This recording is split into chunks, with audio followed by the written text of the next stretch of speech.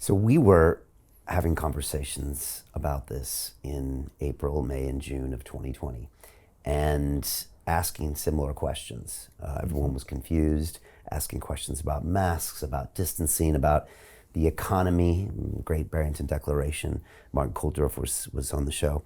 And other people asking about if it came from a lab in Wuhan.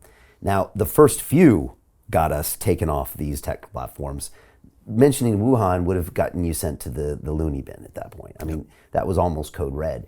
And again, I got an engineering degree from MIT. I mean, science as I know it is that we question things, we talk about ideas, we get them out in the open. I always used to joke, Matt, that the flat earthers on YouTube remained. The flat earth videos on YouTube were there.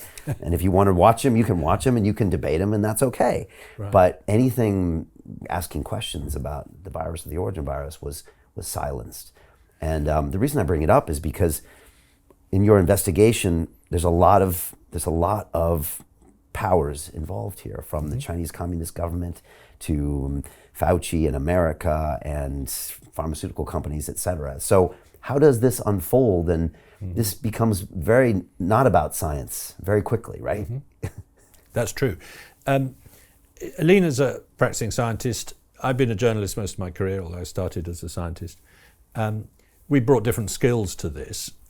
She could, interrogate the science in great depth, and I, to some extent, was interested in just the simple journalistic practice of following trails to see where they led.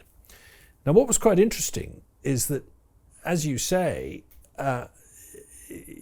turning to Western scientists and saying, "Please, can you tell me what you're finding out about the origin of this new disease that's killing people?" was pretty useless. There was almost nobody interested. There was a little bit going on. As you say, it was very hard to talk about it on social media. Twitter was an exception. You could talk about it on Twitter, and that turned out to be vital. Facebook was censoring this. But if you contacted mainstream scientists, and I did, I contacted senior people at the Royal Society and others and said, "What do you think?" And they would say, no, we can rule that out. So, well, why can you rule it out? Well, it's just been ruled out. You don't need to worry about the why. We understand these things, you don't. It's not quite what they were saying, but it wasn't far off. So the scientists were not much help. The journalists were not much help, with a few honourable exceptions.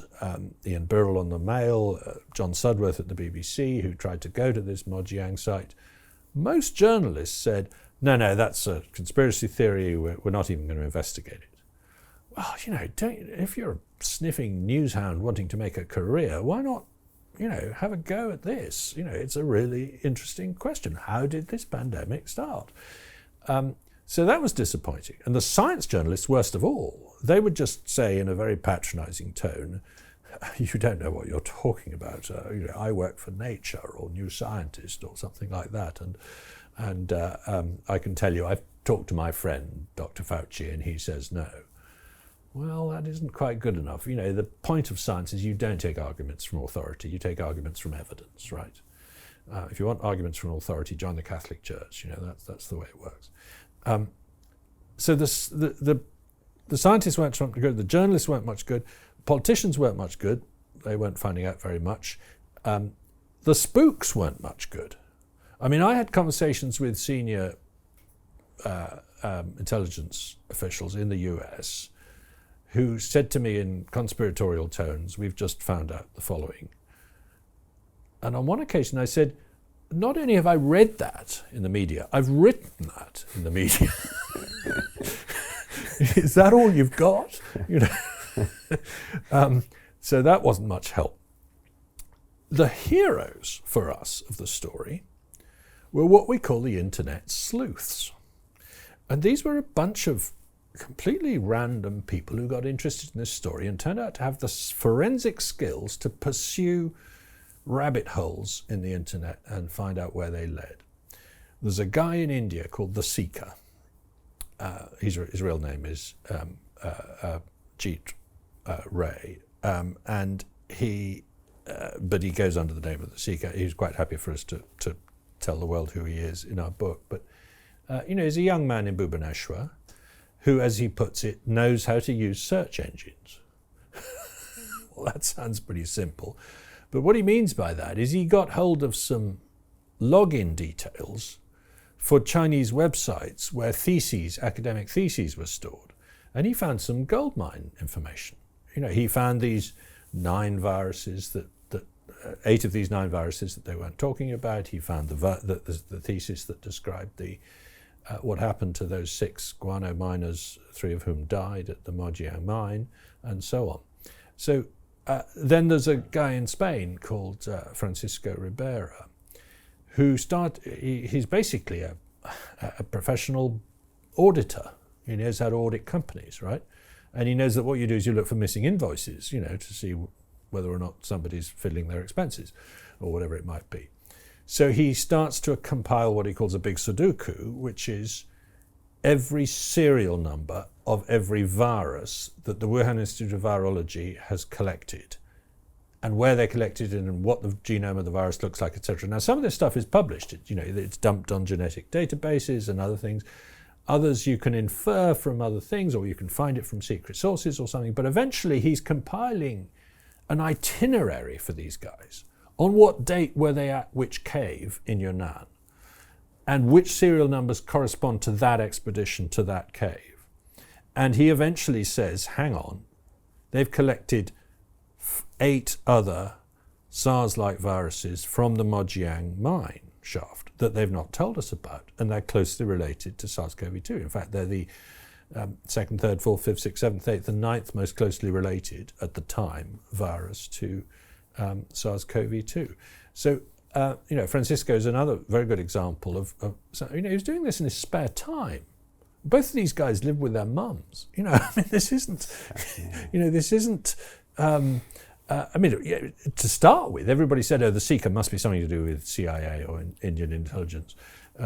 It certainly wasn't true then. It may be now, for all I know. But there's another guy called Barbal Elephant. I don't actually know his real name, but he turned out to be vital on a couple of issues. Gilles Demoneuf is a French guy living in New Zealand who found out an extraordinary amount. And a Brit called Charles Small found out that the database of viruses that the lab had in storage, either physical samples or sequences in the computer, they had this huge database, 22,000 entries, went offline at 2 in the morning on the 12th of September 2019. Now, it came back on briefly in February, but not accessible from outside, only accessible within the lab. Most of it was password protected anyway. Now, that's their complete record of their viruses. They've published a lot of the viruses they've worked on up till 2016. They've published almost nothing since then of viruses they've collected since 2016. So if they want to exonerate themselves in that lab, if they want to say, look, we had nothing to do with this, the easiest thing for them to do is to publish that database, say, look, there's our database, there's no SARS-2-like viruses in it, case closed. That would blow us out the water. Why don't they do that? I've challenged them again and again on this, and the answer comes back, because you might hack it. What does that mean? If you've published something, you don't have to hack it. It's a sort of meaningless remark. So it's possible there's an innocent explanation for why they won't publish it. They're just so furious at being asked that they think it's impertinent of the world to demand to see that. And anyway, they want to keep things secret because they want to publish about them in the future. Well, hang on. North of 10 million people are dead. Don't you think we ought to be as transparent with each other as we can about what we know about this virus to try and help find out what happened? So, that database, to me, is as powerful a point as one can make. They know what viruses they had in the lab up till the end of 2019. They won't tell us. Why not? So Jim Rickards has just recorded a video that's not available to anyone in the public, and he's going to be talking about how this upcoming recession is going to be fast, it's going to be bloody, it's going to be nasty. But at the same time, he's going to show you how you can position yourself to profit from all of this chaos. Now, we've made this video only available to our viewers. Go to londonreal.tv/Jim, watch that immediately. I can't say enough good things about Jim Rickards. He understands the global economic system better than any guest I've ever had on London Real. His predictions are almost uncannily true, and you can learn how to profit from his vision, from his expertise, and his understanding of economics. So go to londonreal.tv/Jim or click the link below. It's an excellent, excellent look on what's going to happen in the future and how you can position yourself to profit from that.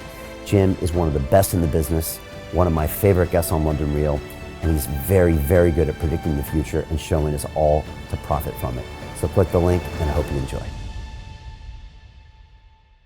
Hey, do you want to profit from crypto? Then join my DeFi Academy. The Crypto DeFi Academy will help you create generational wealth. But don't take my word for it. Listen to my students. When I first got into crypto, I remember thinking to myself, I need to learn more. Brian Rose, learning crypto, learning DeFi, gotta do it.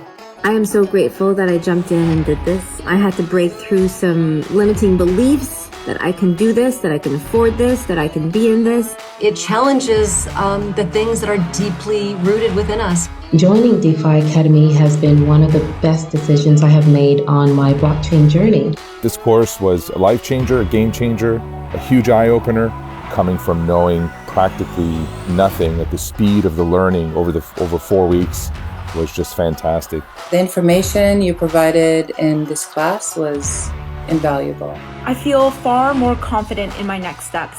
You took complex concepts and made them easier to understand. What's different than so many other ones is it just doesn't tell you what to do. It actually makes you do it. This is for people who are serious about becoming traders. This is the way it should be done. I realized from this learning experience again that it is not about what you learn, but about who you learn it from. The energy was insane.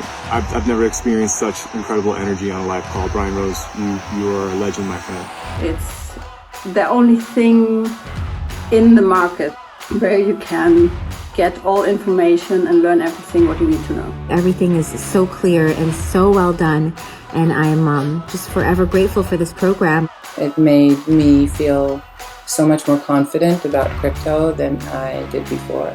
I did not anticipate how passionate I was going to become about it. It's also been like a big learning experience for me, not just in the crypto space, but just in overall balance of life. What I've learned is, how to take ownership, of my life in a way that I really hadn't before.